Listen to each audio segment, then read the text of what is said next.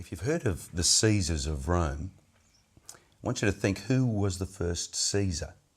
We've got a month named after him, one of the middle months, Julius Caesar.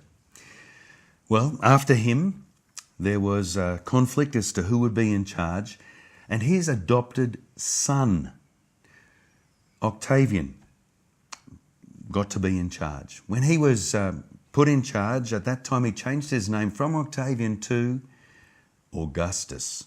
And we have the next month is named after him, August. When Augustus became the imperator, he got this Euangelion, this good news, spread throughout the empire by his heralds. This good news was spread everywhere. He was the Lord. He was also the Saviour of the world. He was also, well, a strange thing happened.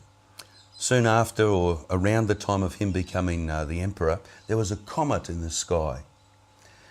And a number of people saw this comet. I'm not really sure how many, but enough saw it, and he said, yes, you did.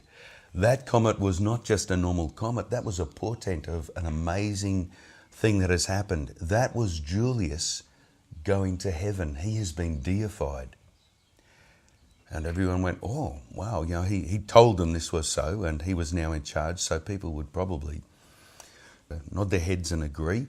And he said, oh, I'm his son. That makes me the son of the God. A God, the Son of God. Somewhere in the back of people's minds, this idea that the Son of God would have dominion over everything that creeped and crawled on the earth, the birds of the heavens, the fish of the sea. He was to be in charge of everything, and he played on that and said that's the case. Well, here's a coin he got printed around that time. You can read on the left, it says Caesar, the top of the R, the top of the C, and then the top of the A, Augustus. It's because Latin became our capital letters in English.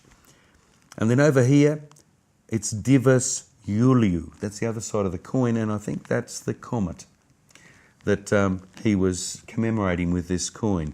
Augustus has now become the king, the emperor, and Julius has gone out, divine Julius. He's been divinized or become divine, a god. Well, now that Augustus is his son, he had this coin printed, and it says Augustus Divi F. In Latin, that stands for divine son. The F stands for Filii or Filius.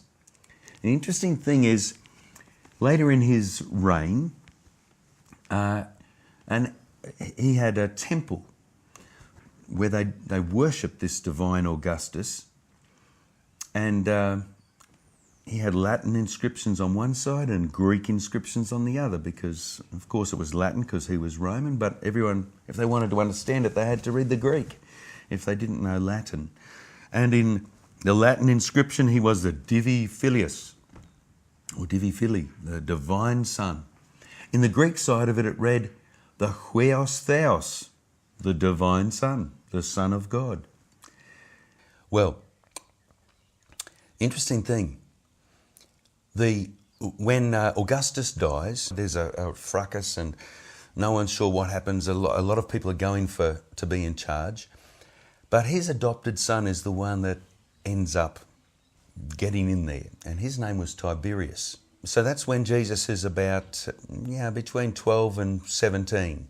Tiberius comes on the scene. He's actually given the same title by the Senate of Son of God. And he appears to me like very humble. He says, oh, that's not really me. But he's very happy to say on his coins that he is the son of the divine Augustus. And if you see here on this one, they say you start at about 10 o'clock. So it goes Augustus, the top of the S, T-I for Tiberius, Caesar, Divi, Aug F. Augustus, divine Augustus's Filii or Filius, son. So he doesn't apparently accept the kind of official title, but he's happy enough to put on these coins that he is the son of the divine. Now, when he comes to power, the story goes that he doesn't just get heralds to take this good news to all the peoples in his empire at his accession to the power, at his sort of taking on power, but he gets it done every year on his birthday. So when I heard this, it made me think, wow, the empire is coming in with its media, and every year the heralds are coming through your part of the Roman Empire with messages saying that Caesar is the one who is in charge. This Euangelion, in Tiberius's rule at least, was being spread throughout the world by the Roman imperial system every year on his birthday. And it seems to me like the word has come to mean, because of the Roman imperial usage, not just good news that it would have meant in the dictionary if you looked up in that day or today, but it would have had the feeling and the connotation of this is your emperor, O people, O lucky people. So when Mark starts out his gospel, he says, Arche tu Euangeliu Jesu Christu huiu theou. It's saying here begins, or the beginning of the good news, the message. And in the context of Rome, I think that would have meant the message of your emperor. And the people were used to this. They were used to the heralds coming through saying this.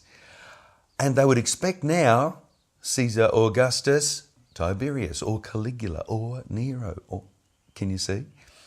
But they got Jesu Christu.